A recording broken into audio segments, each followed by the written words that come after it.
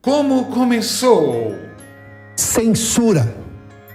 É preciso lembrar que a atuação do TSE afeta não só a Jovem Pan e seus profissionais, mas todos os veículos de imprensa, em qualquer meio, que estão intimidados.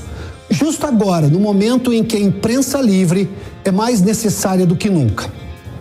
Enquanto as ameaças às liberdades de expressão e de imprensa estão se concretizando como forma de tolher as nossas liberdades como cidadãos desse país, reforçamos e enfatizamos nosso compromisso inalienável com o Brasil e fazemos o mais veemente repúdio à censura. A federal court in Brazil allegedly banned a major TV and radio network from saying certain things about the country's left-leaning presidential candidate. The media outlet in question is the nation's largest conservative station.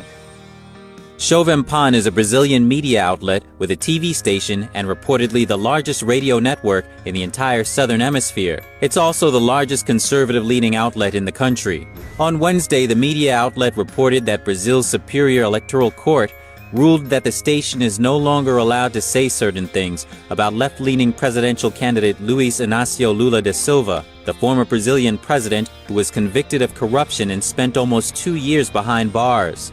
Terms the outlet allegedly can't say anymore include former inmate, ex-convict, thief, corrupt, and ringleader.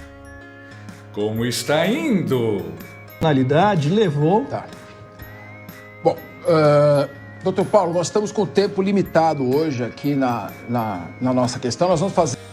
Pelo jeito não foi só em 2022 que a Jovem Pan esteve sob censura.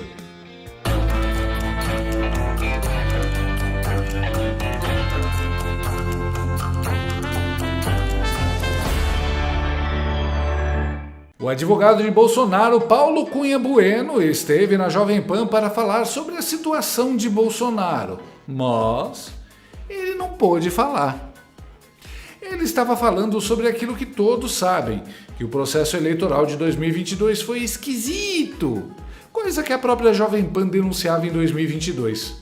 Só que aí ele foi abruptamente interrompido. O apresentador, Fernando Capês, deu uma desculpa em que nem ele mesmo acreditava. E olha no que deu. O que nós temos aqui? Por exemplo, vou falar aqui de Jovem Pan. Nós tivemos falas que foram censuradas quando atribuíam a outro candidato ligação com ditadores da América Latina, quando não permitia que se falasse da ação penal que ele respondeu e foi condenado. Tivemos o ministro Marco Aurélio Mello censurado na sua fala quando diz que o atual presidente nunca foi absolvido. Enfim, nós tivemos um processo disfuncional. E essa disfuncionalidade levou... Tá. Bom, doutor Paulo, nós estamos com o tempo limitado hoje aqui na nossa questão. Nós vamos fazer essa entrevista mais longa, ela precisa ter um pouco mais ser um pouco mais alongada. Nós temos vários temas aqui e nós vamos fazer isso num momento posterior. Nesse momento, nós estamos com o tempo meio em cima para a gente poder caminhar. Então, eu vou pedir licença ao senhor para nós darmos sequência na entrevista mais para frente, no momento posterior. Muito obrigado. Vamos passar agora para o próximo tema. O ministro do Supremo Tribunal Federal, Flávio Dino, liberou o retorno do pagamento de emendas parlamentares que estava suspenso desde agosto. No entanto, Dino determinou que os... Nada mais revelador. Foi censurado por falar de censura. A Jovem Pan ilustrou na prática, ao vivo, aquilo de que falava o advogado de Bolsonaro. Não há liberdade de expressão. Cara, se o advogado solta um obrigado por provar meu ponto, seria épico. No final, essa reação desesperada convence mais que estamos numa ditadura do que qualquer coisa que o advogado pudesse falar.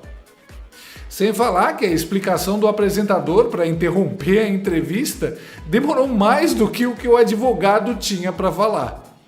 Pelo jeito, falta de tempo não era não. Aliás, você notou que o Capês fica piscando nervoso depois de interromper o advogado? Doutor Paulo, nós estamos com o tempo limitado hoje aqui na nossa questão. Nós vamos fazer essa entrevista mais longa, ela precisa ter um pouco mais ser um pouco mais alongada. Nós temos vários... Ele estava uma pilha de nervos. Imagina o quanto não estavam gritando com ele no ponto de ouvido. Que horror!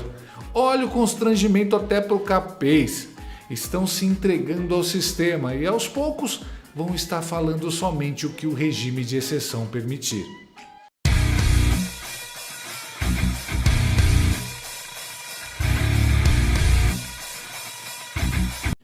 E ainda deu o famoso migué que minha mãe dava quando eu era criança. Na volta a gente compra. Só que agora você volta depois para uma outra entrevista, tá? E a cara do advogado? Segurou o riso desse discurso mequetrefe do apresentador. Me admirou o fato de não ter entrado na sequência um comercial chinês da BYD. A apertadinha no braço que o capês deu no advogado alguns segundos depois entregou. Que feio, Jovem Pan. Enquanto isso, o cabecinha de cotovelo assistindo a entrevista e pensando: é desse jeitinho que eu gosto, todo mundo me obedecendo. Tudo isso é medo da perseguição que esse governo fez em cima deles. Aí tiveram que virar a casaca. A emissora está permanentemente com a espada sobre a cabeça. Para quem não se lembra, ela foi perseguida pelo TSE por ser a única emissora que criticava o Lula. Foi ameaçada de perder a concessão. E aí, para manter a concessão, teve que fazer várias concessões. Demitiu Paulo Figueiredo, Rodrigo Constantino, Augusto Nunes, Ana Paula Henkel, Adrilles, Zoe, Marco Antônio, enfim, todo mundo que o regime não gostava, todos conservadores. Aí ela mudou a linha editorial, contratou uma diretora de jornalismo que era amiga do Flávio Dino e ficou pianinho. Nesse esforço para ter gente que converse com o regime, ela também trouxe o Fernando Capês, ex-secretário do Alckmin. Eu procurei e não encontrei, mas tem um vídeo do Capês no Pânico em 2023 falando para o Emílio todo sem jeito que os funcionários da Jovem Pan reclamam que ele censura textos, mas que ele é quem tem que aguentar a bucha.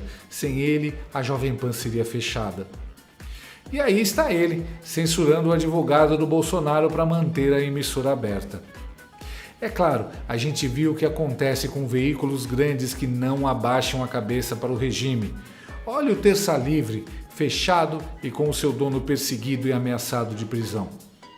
Com certeza, a direção da Jovem Pan decidiu abaixar a cabeça para que ela não fosse decapitada. Mas nessa, perdeu muito da sua identidade, da sua audiência, da sua relevância. Hoje, ela só tem o Pânico mesmo para meter verdades, muitas vezes disfarçadas de humor para escapar à censura. Engraçado que, pelo jeito, a sina do advogado do Bolsonaro é ser interrompido.